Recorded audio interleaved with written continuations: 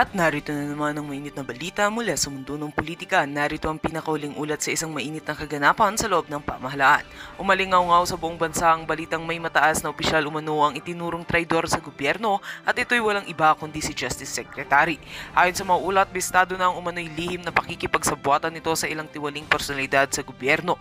Dahilan upang siya ay isailalim sa investigasyon ng Senado. Sa isang mainit at tensyonadong Senate hearing ngayong araw, naganap ang hindi inaasahang konfrontasyon. Tumayo si Remulla mula sa kanyang kinauupuan at biglang nagwala matapos tanungin tungkol sa umano'y mga iligal na transaksyon. Tinangka ng Sergeant at Arms na awatin siya, ngunit lalong lumala ang sitwasyon. Sa huli, kinailangan na siyang arestuhin sa utos ng committee chair upang mapanatili ang kaayusan sa loob ng pagdinig. Ayon sa mga nakasaksi, kitang-kita ang galit ni Remulla habang sumisigaw at nagbabantang isisiwalat ang umano'y mas malalim pang anomalya sa loob ng pamahalaan. Ilang senador naman ang nananawagan ng masusing investigasyon at pansamantalang pagpapatanggal sa pwesto ni Remulla habang nilinaw pa ang mga akusasyon laban sa kanya. Kasalukuyan na siyang nasa kustodiya ng Senado at nakatakdang harapin ang mga kasong isinasampa. Samantala, maring itinanggi ng kampo ni Remulla ang mga paratang at sinabing bahagi lamang ito ng isang smear campaign laban sa kanya. Nananatiling nakaantabay ang taong bayan sa magiging susunod na hakbang ng pamahalaan. Patuloy kaming mag-uulat sa mga susunod na detalye sa controversial na isyong ito. At yan nga ang mga balitang ating pagkakatutukan, at kung bago ka pa lamang sa aking channel ay huwag kakalimutang mag-like, share and subscribe para updated ka sa aming mga bagong balita dito sa Tatak Pinas.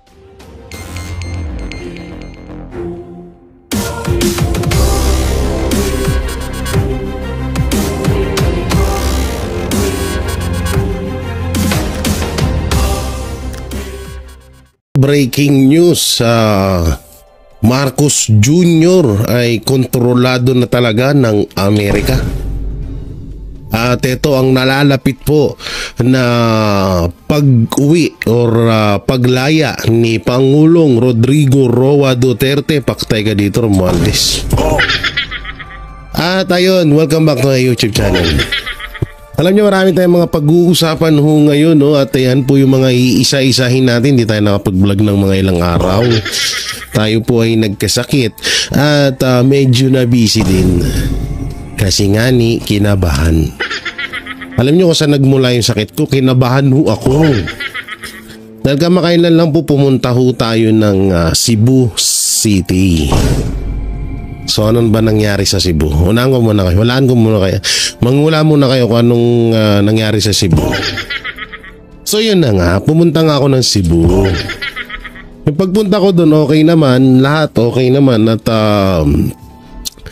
masaya naman. At kahit paano bigay tayo ng kaalaman sa ating mga kababayan mapatungkol sa mga fake news na lumalaganap sa ibang mainstream media at syempre sa social media na rin.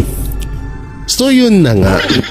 Pag uwi ko po ng galing Cebu, pauwi po dito sa pauwi ho dito sa Taguig, dito sa aming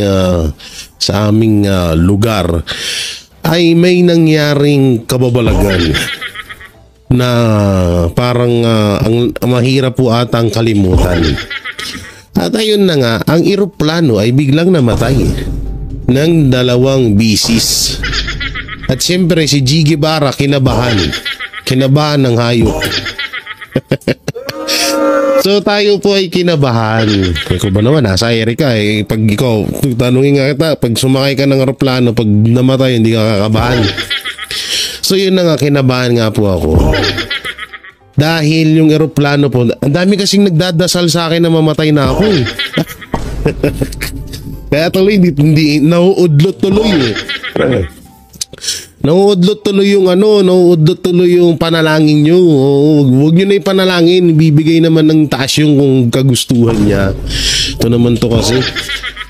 So yun, 2 beses ho namatay or parang nag-blackout or nawala sa control yung, hindi naman totaling nawala sa control. Balang, ito yung aeroplano.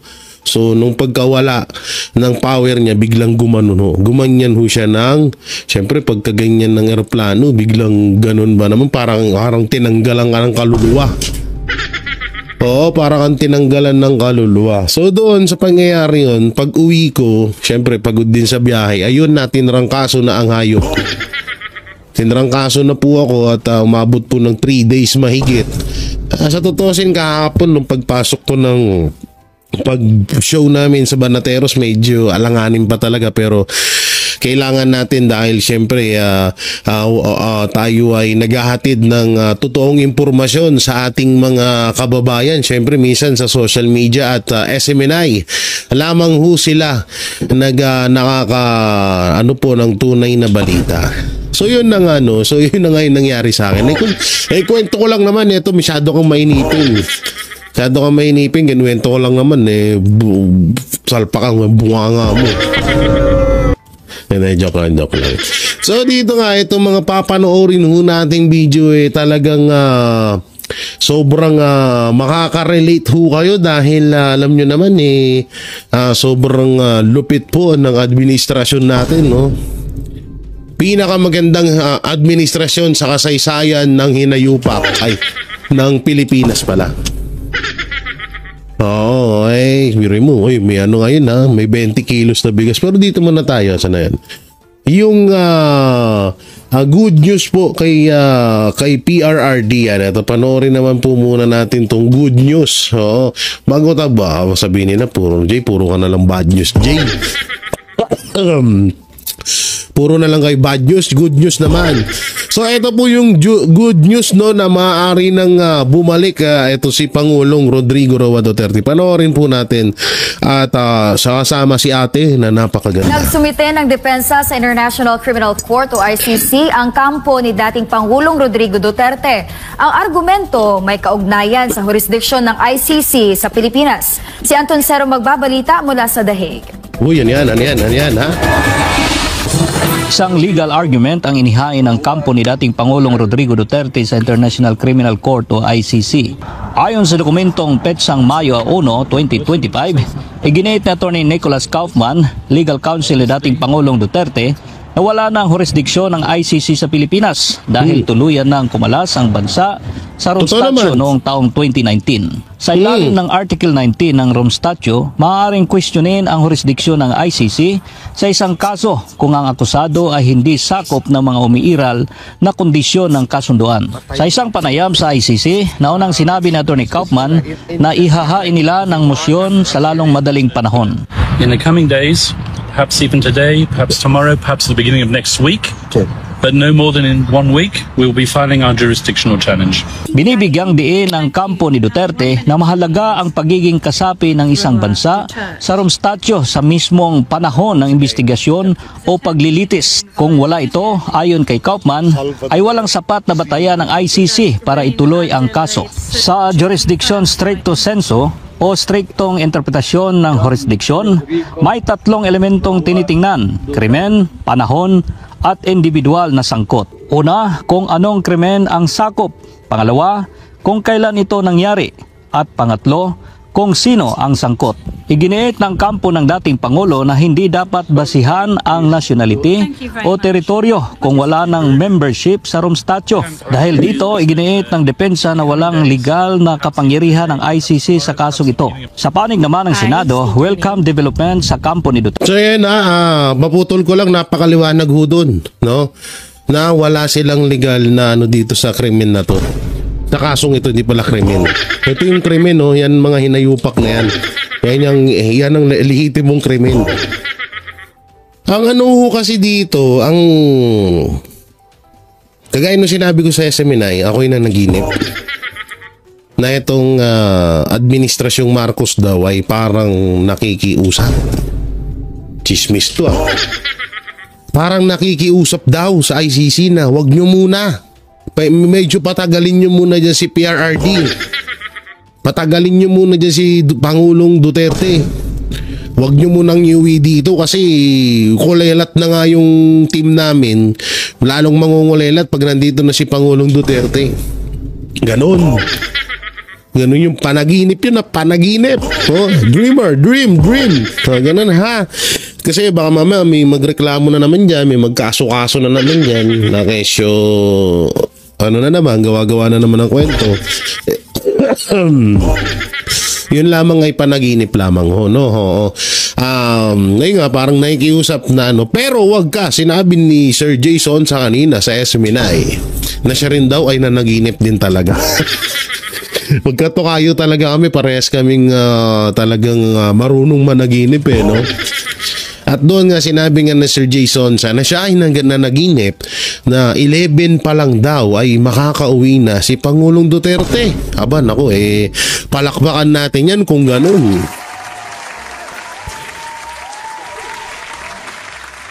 Biruin nyo ba naman, uuwi na si Pangulong Duterte, mananalo pa yung 10 Duterte senatorial candidate, may impeach pa si Marcos. Aba, napakaganda ho nun.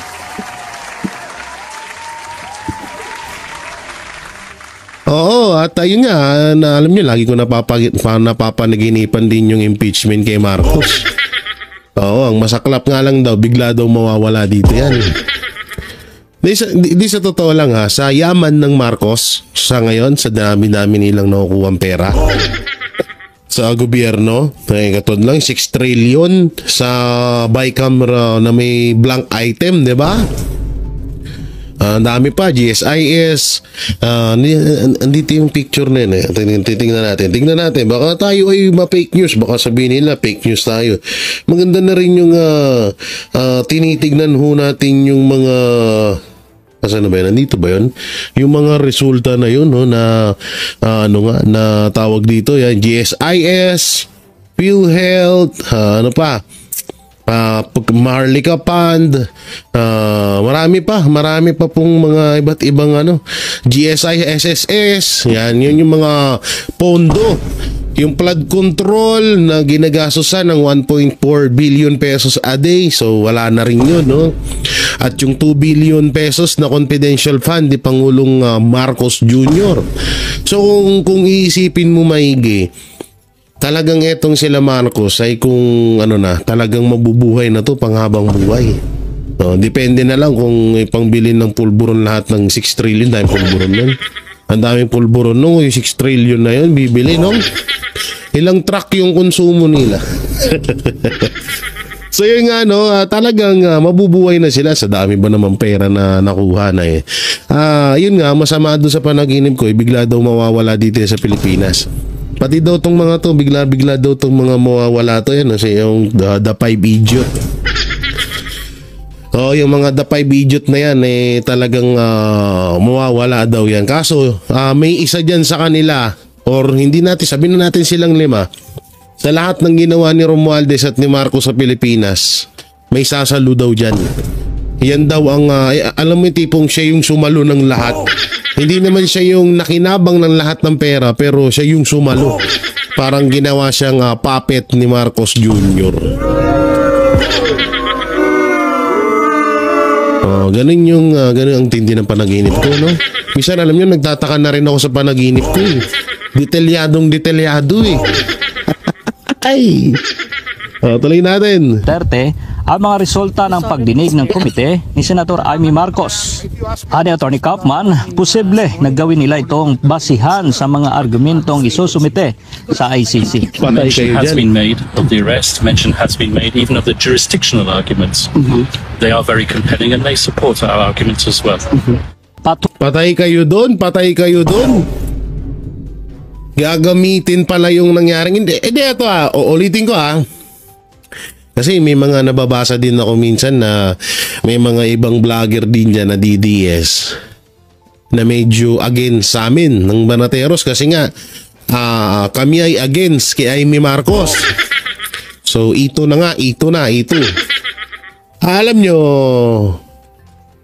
nagpasalamat naman na kami kay Amy Marcos. Nagpasalamat naman kami na thank you dahil nag-ano ka ng hearing na kahit wala namang winta. Ngayon kahit papaano naman, maamin natin, may kwenta naman at mapapakinabangan naman. Ang akin lang, ang sinasabi talaga namin dito, pinupush namin at tini-encourage namin yung mga tao na wag na talagang magtiwala sa mga Marcos. Kasi nga nabudol na kami. Ikaw, di ka ba nabudol na hayop ka? Yung sita sa amin na ayaw namin kay Marcos. Yun nga nabudol na kami, kaya ayaw namin, nabudol na ang buong Pilipinas, kaya ayaw na ulit naming Maranasan pa yun ng mga kababayan namin. Kaya talagang kami, okay na yun. Nag-thank you tayo. Kaya Amy Marcos, tama na yun. Ba't kailangan pa natin siya iboto? Una-una, ang sabi ni Pangulong Duterte, 10 Duterte senatorial candidate lamang ang iboboto natin. At napakalaking tsansa ho nilang makapasok sa maging black voting, blacklist voting matawag doon. Yung tipong lahat sila pasok sa pagiging senador. Kapag 10 lang ang binoto nyo, yun po yung ibig sabihin ho doon. Kung magdaragdag ka pa ng 2, totoo naman, 12 naman ang senador. Kung magdaragdag ka pa ng 2, may maaaring malaglag sa 10 Duterte senatorial candidate. Kaya ako sa inyo, sundin nyo ho yung gugustuhan ni Pangulong Duterte. Doon naman sa mga galit sa amin yan, mga dating Amy Marcos vlogger, tapos nag-switch sa Duterte vloggers, tapos nung magkakampi na ulit yung 2, nagbalik na naman sila. Una-una, wag nyo ho kaming pangaralan kung ayaw namin kay Marcos dahil Marcos pa rin yan. Pangalawa, Marcos pa rin yan. Pangatlo, Marcos pa rin yan. So, balik-balik na rin yung mundo, Marcos pa rin yan. Kaya ayaw na ho namin magtiwala. Sige kayo, kung gusto nyo siya iboto, edi boto nyo. Kung di pa kayo nadadala sa kahirapan na nangyayari ngayon sa Pilipinas, boto nyo. Wala naman yung problema nun. Hindi naman namin hawak mga kamay nyo. Hindi naman namin kontrolado utak nyo. Kami ay nagbibigay lamang ng suggestion. Fucking feel it? Ay, sorry. Tuloy naman ang pagpapadala ng liham ng mga taga-suporta ni dating Pangulong Duterte. Tayo nga pala, nakalimutan ko na po tayo si Amy Marcos kasi. At yung nga pala, yung maaaring magamit daw sa gagawing hearing or gagawing pag-iimbestigasyon or pagdepensa kay Pangulong Duterte yung nangyaring Senate hearing. So saan ba yun? Yung nga po yung mga pinagsasabi, yung mga nalahad doon sa nangyaring hearing ni Amy Marcos at ng The 5 Idiot. So kung sino ba yung tinatawag ng mga netizen na 5 Idiot ay sila sila Torre, kung kakakain ko lang kasi kaya hinihingal tayo. Si Torre, Pardo, Marbil at yung magkapatid na Rimulya. Yan yung tinatawag na 5 Idiot ngayon sa sa social media.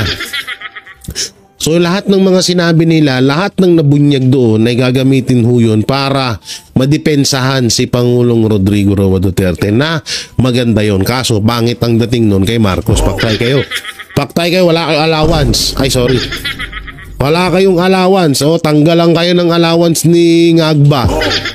Hindi na kayo bibigyan ng allowance. Naku po, magkano pa naman allowance si Torre? Magkano ba allowance si Torre? Torre, chat mo nga ako, magkano allowance mo? So, para sa akin, maganda yun sa kanya mula sa iba't ibang panig ng mundo. Ayon sa kanyang abogado, mahalaga ito sa kanilang moral at legal campaign.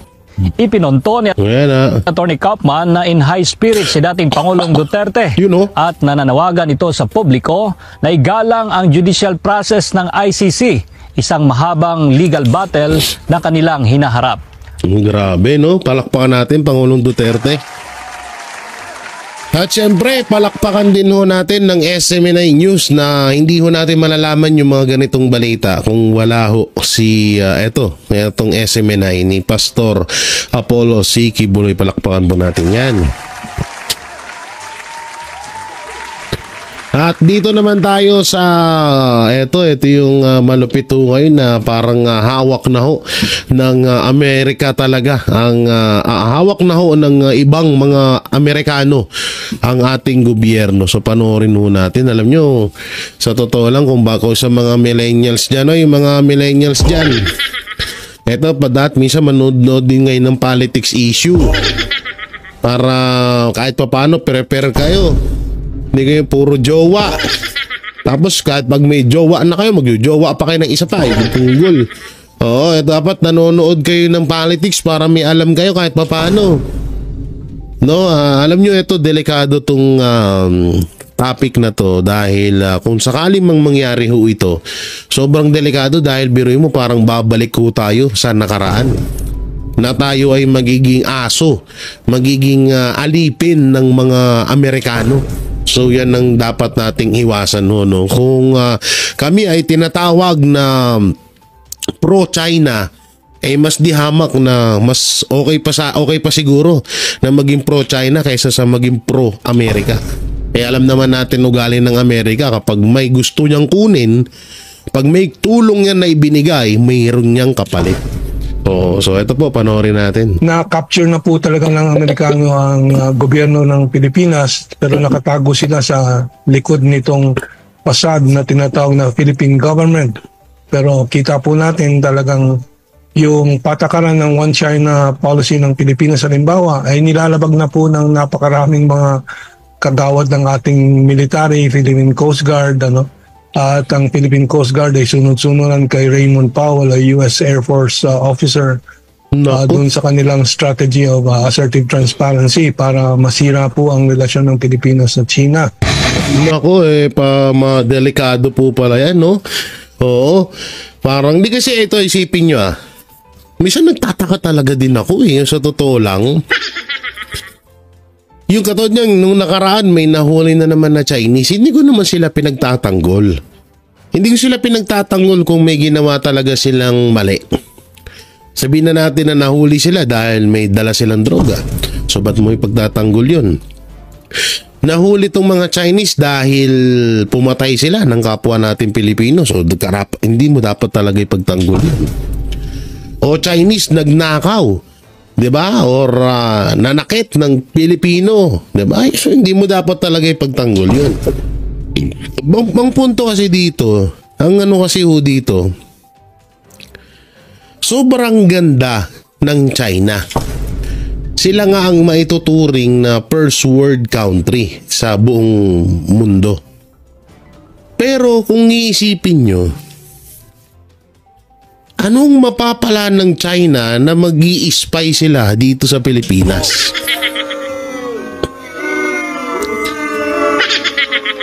Hindi totoo Kasi nung nakarami nahuli na naman po na Chinese national.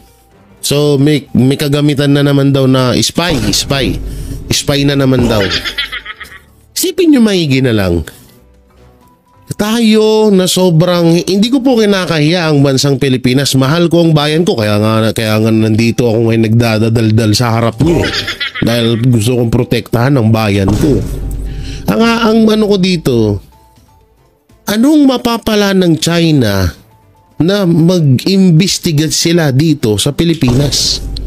Unang-una, kung sa high-tech lamang po na gagamitan, di hamak na mas upgraded po ang China. At kung usapang first world country lang naman, di hamak na first world country ang China. Aminin natin sa hindi, ang pinakamagandang lugar sa buong Pilipinas walang iba kundi ang Davao, kundi ang KOJC, kundi ang KOJC compound, Glory Mountain, tsaka Prayer Mountain. Yan ang pinakamagagandang lugar sa buong Pilipinas, lalong-lalo na sa Davao. Anong mapapala ng China dito? Yun ang pinagtataka ko talaga mong maigi. Sobrang ngani boss o sobrang garapal na ng administrasyong Marcos na palagi nilang pinapalabas sa mga Pilipino gusto na tayo ay ini-spy ng China. Ang tanong, putang ina, kung yung bigas nga natin halos sa 20 pesos ang hirap-hirap ipatupad dito sa bansa natin dahil nga kulang tayo sa pera or sa pondo, ano pang i-spy dito ng ibang bansa? Maaari Amerika. Pwede nilang sakupin ng bansa natin tapos ibebenta nila. Pero China, isipin nyo, China ang isa sa pinakamalaking bansa sa Pilipinas. China ang isa sa pinakamagandang bansa sa Pilipinas. Anong mapapala nila dito, mga hinayupa kayo? Minsan nawiwirduan ako sa mga balitang yun. Sabi ko, buta na wala talaga ng kwenta tong mga mainstream media. Isang Chinese national, nahulihan ng kagamitan, spy ng Pilipinas. Ang hina nyo. Okay, panoorin natin to. You dito, sir. Well, ito po ay pagtataas ng antas ng tensyon na ginawa po ni Commodore or Admiral Trinidad ng Philippine Navy sa kanyang mga pananalita na kanyang pinasok po ang issue ng Taiwan na para sa China ay red line po yan. Alam naman ng lahat po yan kung bakit po pinasukan ni Admiral Trinidad yan is a very big question mark. Siya pa ay nautusan ng mga Amerikano na sadyang i-provoke ang China tungkol dito. But nakikita po natin ang Amerikano po ay talagang steady at sistematiko ang kanilang escalation dito sa escalation ladder na tinatawag sa tensyon. Dahil po may timetable ng Amerikano para sa gera sa Asia 2027, hindi natin malaman kung talagang kakaya po nila by 2027, pero yun ang mga naanunsyo ni US Admiral Paparo ng Indo-Pacific Command, no? So, yan ang hindi po siguro sapat na nalalaman ng ating masang Pilipino kasi marami pang nagogoyo sa mga intensyon ng Amerikano samantalang talagang napakasama na po ng impact ng American mga ginagawa ng Amerikano dito sa Pilipinas with our Philippine military and of course with Bongbong Marcos. Ang intensyon ng Amerikano para ito ay dito sa kanilang plano ng limited war dito sa rehiyon po natin ay para pilayin ng Asian century, pilayin ng asenso ng Asia. At alam naman natin nagpipilit si Presidente Trump at ang Estados Unidos na humabol ulit at makabangon dito sa kanilang ekonomiya at nakikita nila ang Asia na pinakamataas na sentro ng kaunlaran po sa mundo ngayon. Hindi, pero para sa akin ay baka sabihin nyo, akala ko ba Jay, tropa ni Digong si Trump? Totoo naman ho yun. Hindi ho kay Trump na iba, baka kay Biden pa to. Etong kuno-kuno na parang gusto tayong kontrolin.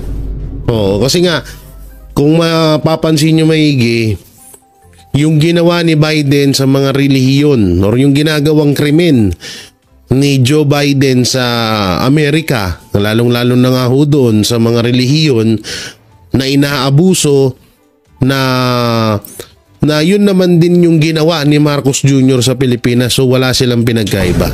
So sa madaling salita, kung ano yung ginawa ni Biden, yun din yung ginagawa ni Marcos Jr. dito sa Pilipinas.